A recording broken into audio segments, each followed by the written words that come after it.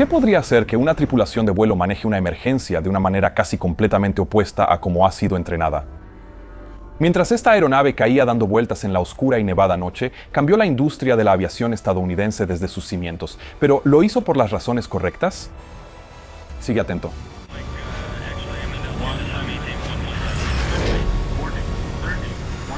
La historia del vuelo 3407 de Colgan Air tuvo lugar el 12 de febrero de 2009.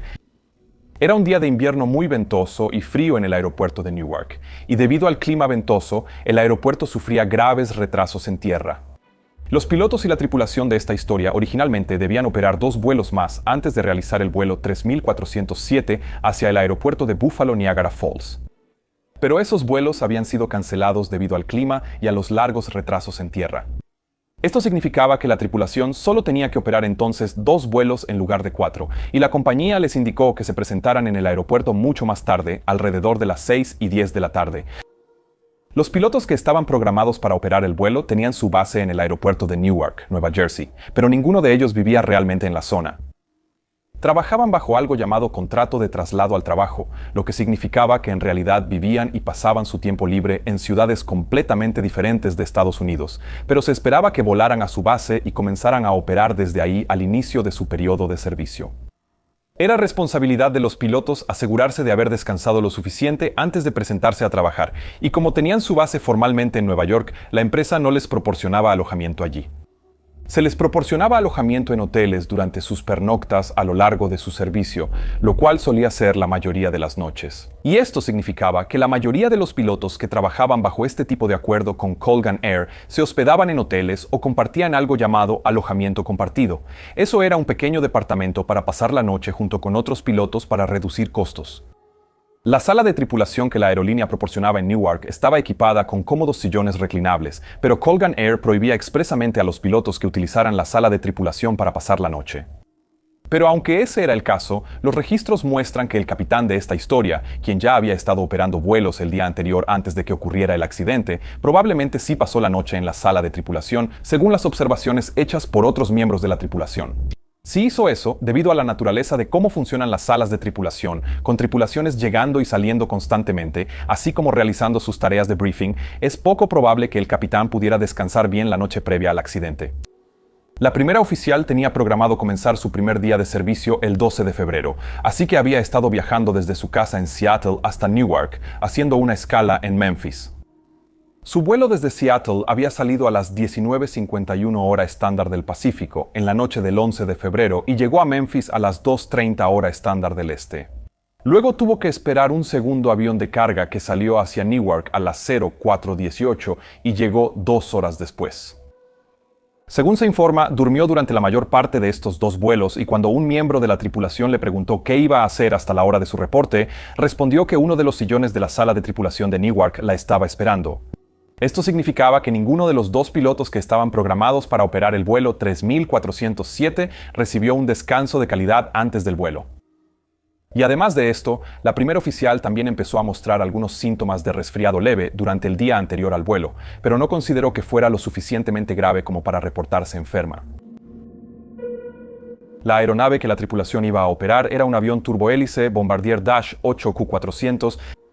Era una aeronave moderna de ala alta diseñada para transportar un máximo de 74 pasajeros y 4 miembros de la tripulación. En la fecha del accidente se informó que la aeronave estaba en perfecto estado de funcionamiento, sin defectos técnicos. Llegó a Newark, operada por una tripulación diferente a las 18:54, solo 16 minutos antes de la hora programada de salida del vuelo 3407. Esto significaba que, ya desde el principio, el vuelo iba a estar retrasado. Durante la reunión informativa, los pilotos hablaron sobre los vientos fuertes y los retrasos esperados para la salida y también informaron a su tripulación de cabina sobre estos hechos. El tiempo de vuelo estaba programado para ser de aproximadamente 53 minutos hasta Buffalo y el clima en Buffalo mostraba vientos de 240 grados a 15 nudos, con una visibilidad de 1,5 millas en chubascos de nieve ligera, cielo cubierto a unos 1,500 pies y una temperatura de alrededor de 1 grado Celsius. También hubo algunos reportes de pilotos sobre formación de hielo en vuelo entre 3,000 y 14,000 pies, pero el informe meteorológico relevante que debían haber recibido y que también mostraba hielo no venía incluido en el paquete informativo. Los pilotos hablaron sobre el clima y decidieron que el capitán iba a ser el piloto a los mandos para el vuelo y el primer oficial iba a ser el piloto de monitoreo. Antes de continuar, también vale la pena hablar un poco sobre la trayectoria y la experiencia de estos dos pilotos. El capitán tenía 47 años y contaba con una experiencia total de vuelo de 3.379 horas, de las cuales 1.030 horas eran como capitán. Pero solo había volado 111 horas en el Q400. Su experiencia se basaba en gran medida en haber volado antes en otro turbohélice, el Saab 340. Ahora bien, su historial de entrenamiento era, cuando menos, un poco irregular. Había reprobado 4 diferentes exámenes de la FAA durante su entrenamiento, incluyendo su primer examen de habilitación por instrumentos, el examen para la licencia comercial monomotor y el de multimotor. Y también su primer intento para obtener la licencia de piloto de transporte de línea aérea, y durante ese último fracaso ya estaba volando el Saab 340 para Colgan Air. En todos estos exámenes había sido aprobado en el segundo intento. Pero además de esto, también había recibido varias calificaciones de competencia entrenada y no satisfactorias en su entrenamiento recurrente dentro de Colgan Air, incluyendo su ascenso inicial a capitán en el Saab 340. Durante su solicitud de empleo en Colgan Air, solo informó a la empresa de una de estas fallas iniciales de entrenamiento, y eso es significativo porque Colgan Air solo permitía una falla para que la solicitud pudiera avanzar.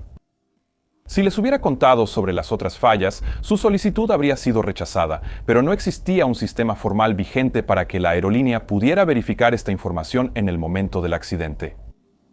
Todas estas fallas, repartidas a lo largo de su entrenamiento inicial y el resto de su carrera, sí pintan el panorama de un piloto que probablemente carecía en cierta medida de capacidad. Pero no había indicios de que este déficit de capacidad tuviera algo que ver con su cantidad total de horas de vuelo. Eso vale la pena recordarlo.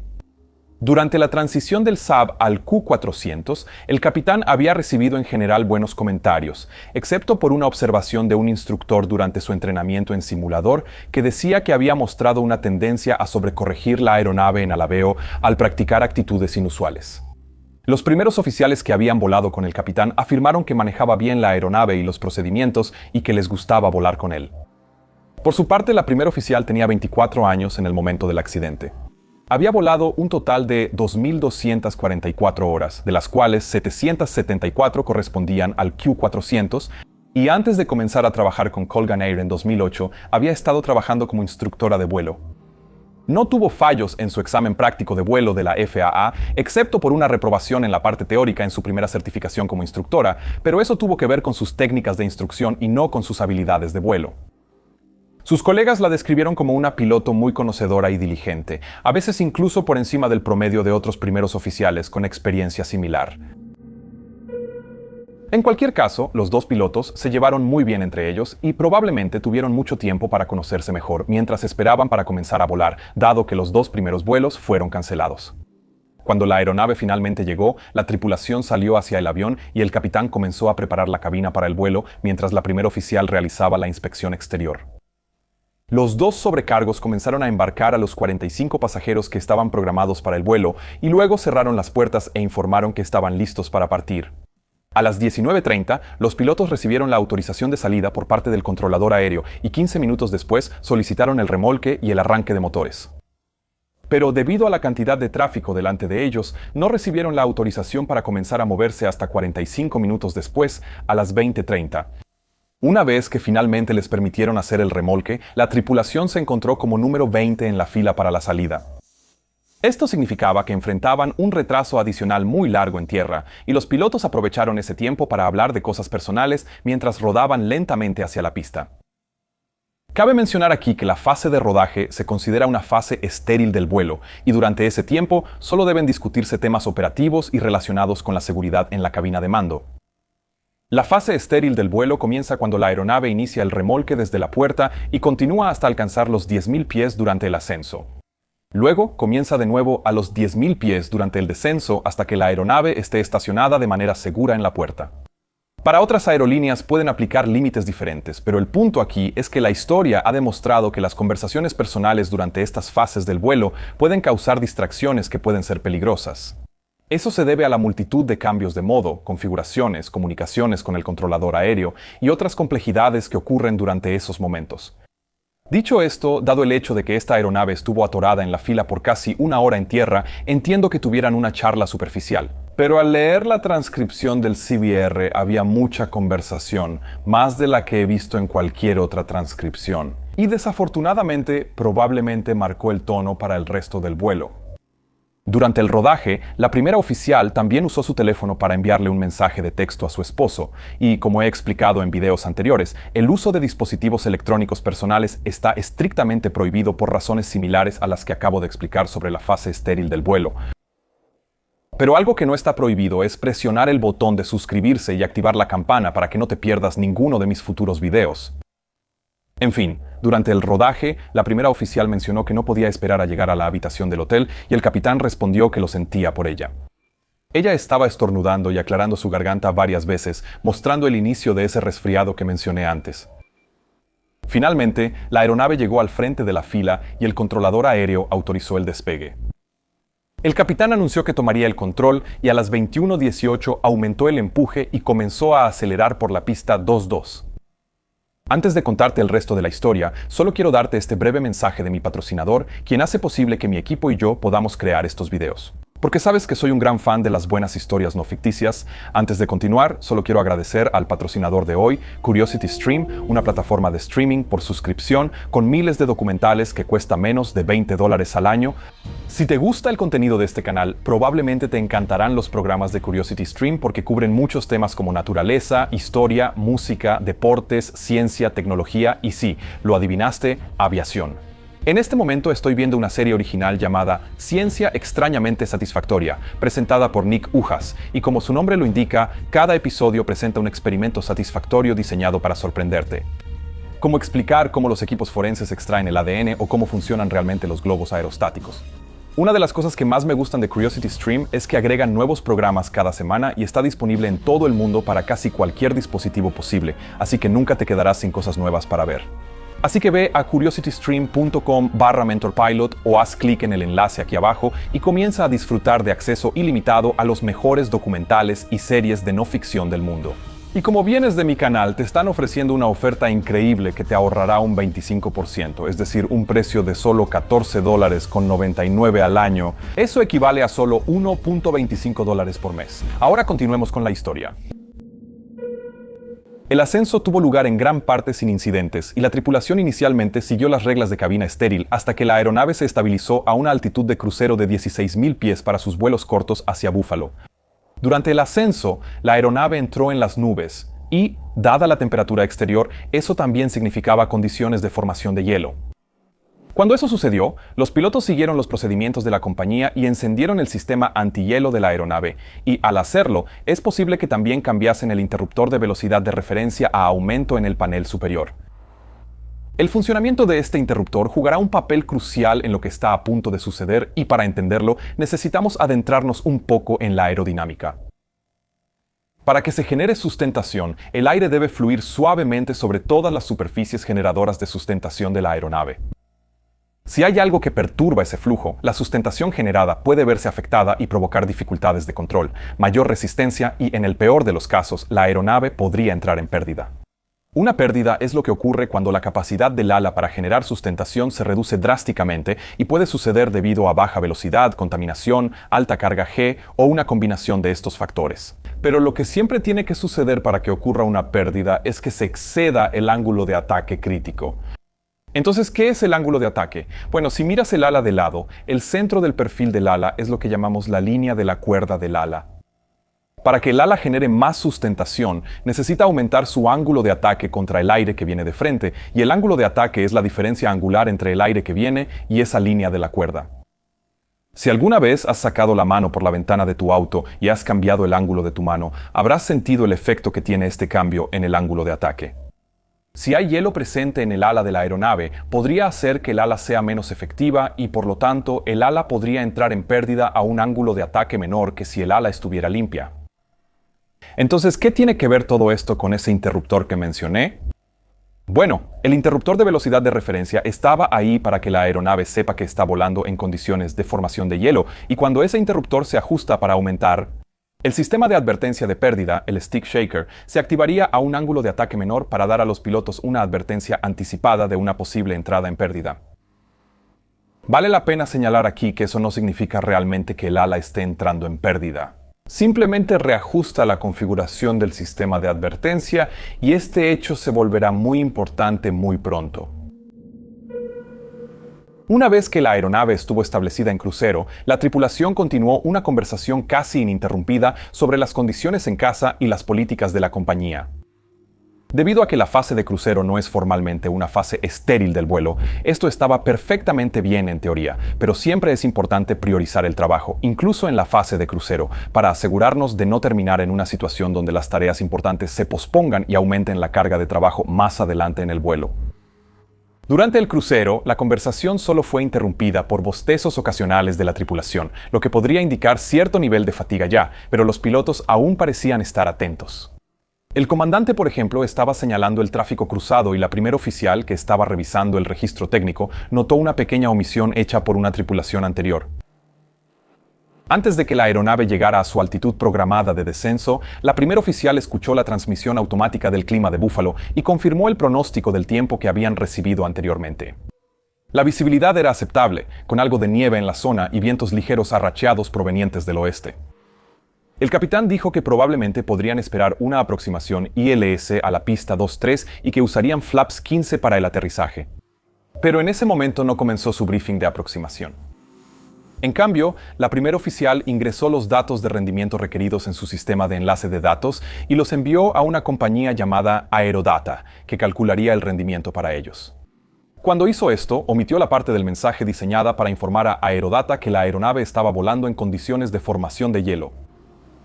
Entonces, Aerodata envió las velocidades de referencia y el rendimiento de regreso a la tripulación, y las velocidades que terminaron configurando fueron una velocidad de referencia de aproximación de 118 nudos y una velocidad de referencia de motor y al aire de 114 nudos.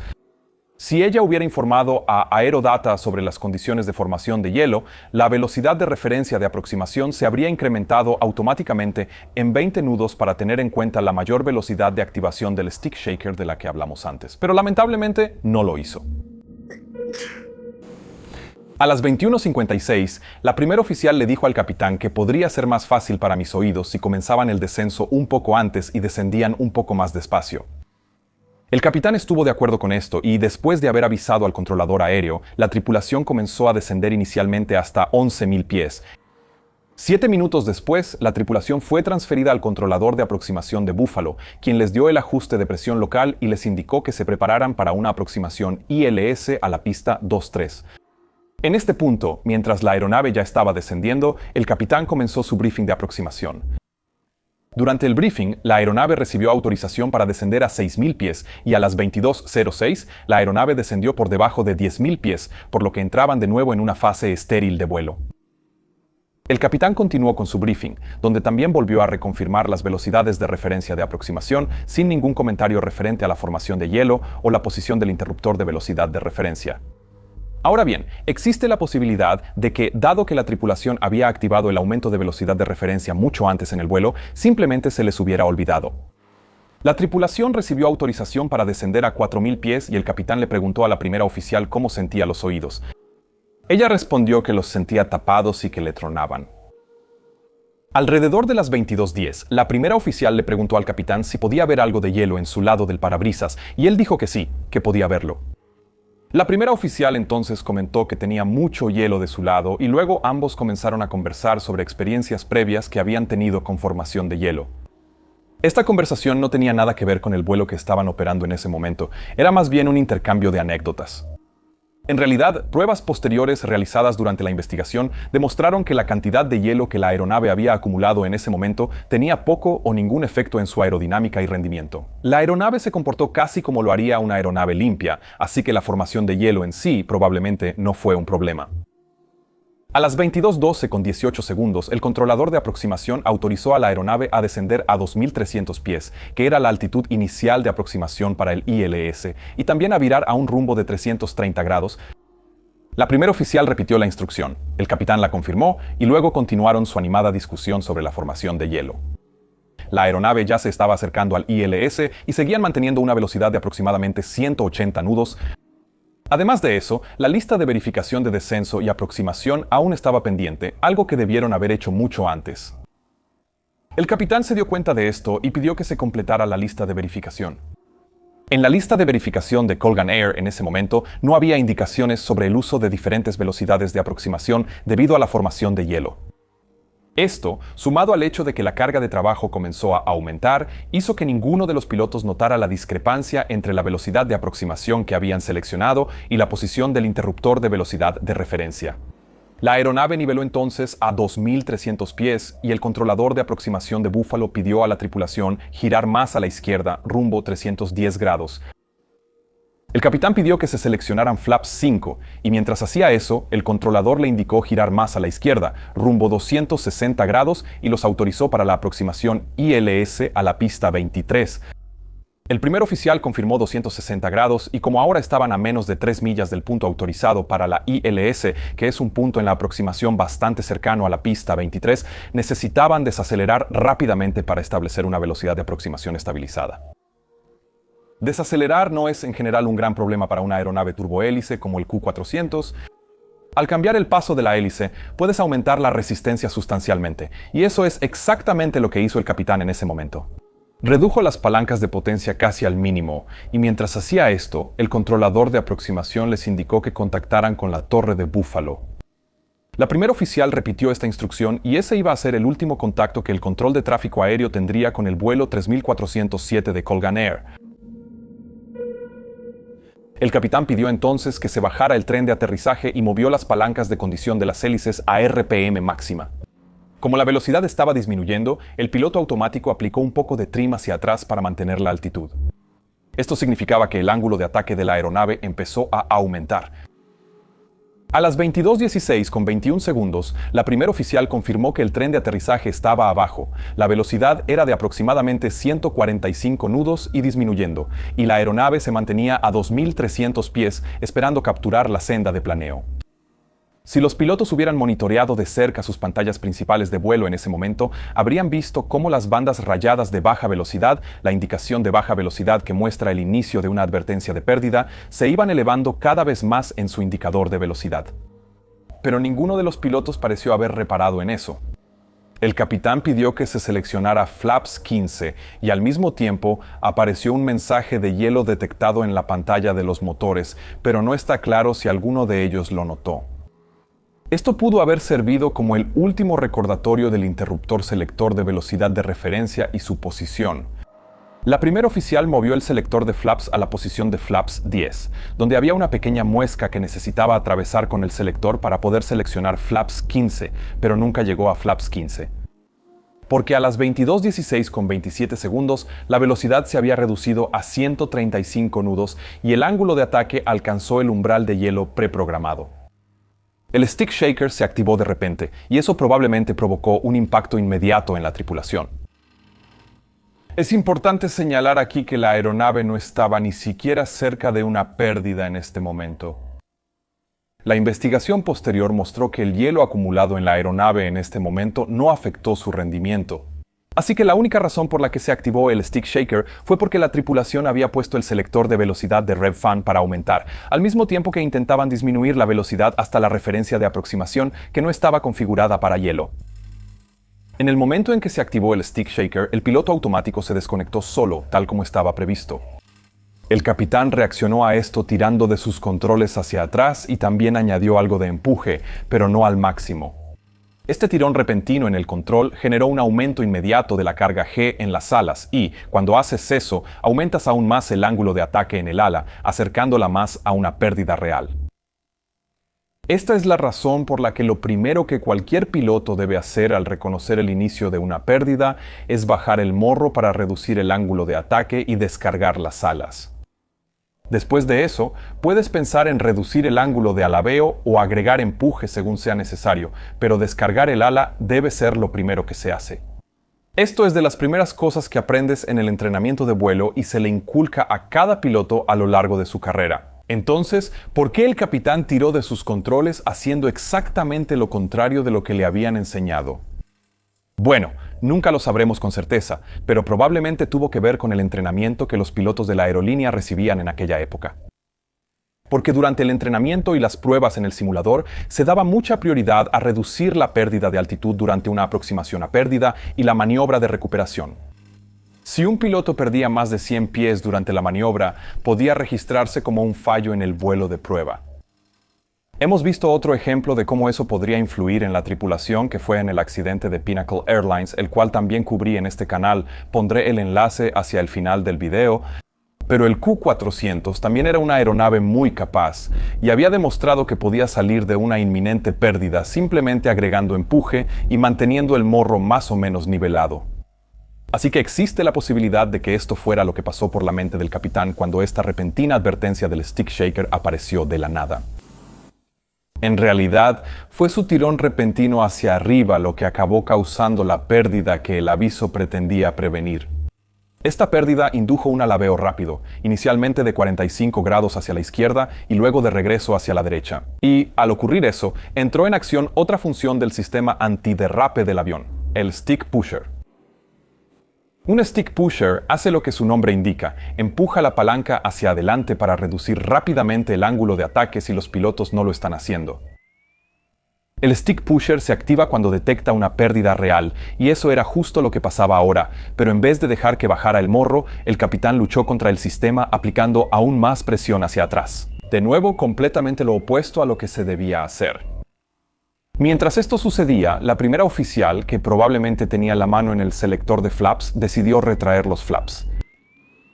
Hizo esto sin ninguna orden del capitán y cuando la velocidad había bajado a alrededor de 100 nudos, reducir los flaps formaba parte del procedimiento de recuperación, pero solo cuando la velocidad había aumentado lo suficiente para permitirlo y solo después de la indicación del piloto al mando. Retractar los flaps a esta velocidad y actitud agravó la situación severamente, ya que los flaps están ahí para aumentar la sustentación a baja velocidad. De nuevo, es difícil saber por qué lo hizo sin ninguna instrucción. Probablemente ella estaba tan sorprendida por el repentino stick shaker y la situación de descontrol como el capitán, y tal vez solo intentaba ayudar o quizá regresó a sus viejos hábitos de instructora de monomotores. En resumen, la tripulación, por falta de conciencia situacional y de coordinación, estaba convirtiendo de la nada una situación en una pérdida de control grave. El avión volaba perfectamente bien antes de esto, y lo único que había pasado era una falsa alerta del stick shaker. La aeronave se inclinó hasta 105 grados hacia la derecha antes de comenzar a inclinarse de nuevo hacia la izquierda. El morro del avión siguió bajando mientras el capitán tiraba hacia atrás de los mandos y el stick pusher se activaba por segunda vez. En la grabadora de voz de cabina se escucha al capitán gruñendo por el esfuerzo de tirar contra el stick pusher. La inclinación llegó a 35 grados hacia la izquierda y luego volvió a rodar hacia la derecha. El primer oficial preguntó si el capitán quería retraer el tren de aterrizaje y el capitán gritó: ¡Tren arriba, carajo!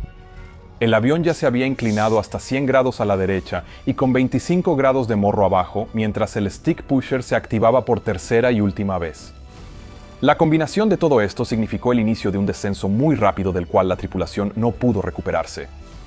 Lo último que se escuchó en la grabadora de voz de cabina fue al capitán diciendo: «Estamos cayendo», y luego un fuerte golpe cuando la aeronave impactó contra una casa unifamiliar a las 22:16 con 54 segundos.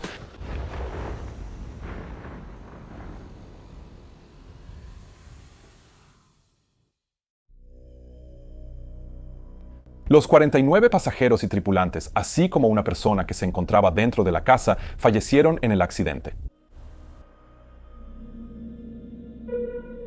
La causa principal del accidente se determinó como la falta de cumplimiento de los procedimientos de cabina estéril por parte de los pilotos, lo que llevó a que pasaran por alto señales importantes de la inminente advertencia de baja velocidad.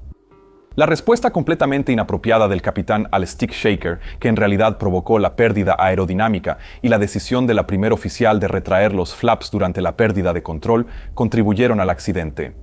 El equipo de investigación también revisó el historial de entrenamiento del capitán y sus muchas pruebas de habilidades reprobadas, y decidió que debía de ser más fácil para las aerolíneas acceder a este tipo de información antes de contratar a un piloto. También concluyeron que el entrenamiento en simulador que recibían los pilotos sobre la aproximación a la pérdida y la recuperación debía mejorarse, así como las demostraciones adecuadas del empujador de cuerno de mando, que se descubrió que generalmente era mal entendido. También concluyeron que había que mejorar el entrenamiento en simulador que recibían los pilotos sobre la aproximación a pérdida y la recuperación, así como las demostraciones adecuadas del stick pusher, que resultó estar, en general, bastante mal entendido. Otros cambios importantes que surgieron a raíz de este accidente fueron una mayor supervisión sobre cómo las aerolíneas permitían a los pilotos usar contratos de traslado y el impacto que eso podía tener en sus niveles de fatiga. Pero una cosa que no se mencionó en las conclusiones ni en las recomendaciones de este accidente fue el establecimiento de una cantidad mínima de horas de vuelo necesarias para comenzar a trabajar como piloto comercial. Por el contrario, las recomendaciones apuntaron más a la importancia de una buena capacitación, un diseño adecuado de la aeronave y a la necesidad de enfocarse en las competencias principales de los pilotos. Y por eso me parece muy interesante que el mayor legado duradero de este accidente haya sido la implementación en Estados Unidos de la regla de las 1500 horas. Esta regla, con algunas excepciones, requiere que los pilotos tengan un mínimo de 1500 horas de tiempo total y una licencia de piloto de transporte aéreo antes de que se les permita operar como piloto en transporte comercial de pasajeros de gran tamaño. Esto podría sonar como una excelente manera de asegurar que los pilotos tengan experiencia antes de que se les permita volar con pasajeros, pero en realidad hace muy poco para garantizar la competencia adecuada de esos pilotos. Recuerden, ambos pilotos en este accidente tenían más de 1500 horas de tiempo total y la primera oficial había pasado muchos años como instructora, obteniendo exactamente el tipo de experiencia que la mayoría de los pilotos en Estados Unidos ahora deben tener para alcanzar esas 1500 horas. En Europa, un cadete puede ser contratado directamente al salir de la escuela de vuelo con tan solo 250 horas de tiempo total, siempre y cuando cumpla con los estrictos requisitos de competencia de la aerolínea y sea capaz de asimilar la capacitación para aprobar las pruebas de habilidades requeridas. Hasta donde yo sé, la regla de las 1500 horas no ha aumentado la seguridad de ninguna manera medible, pero sí ha contribuido a crear una escasez de pilotos y mucho estrés financiero para muchos pilotos nuevos en Estados Unidos. Ahora mira este video realmente interesante a continuación o esta lista de reproducción si quieres ver más videos de accidentes. Por favor, considera suscribirte al canal si te gusta y únete a mi equipo en Patreon si quieres apoyar mi trabajo. Que tengas un día absolutamente fantástico y nos vemos la próxima vez. Hasta pronto.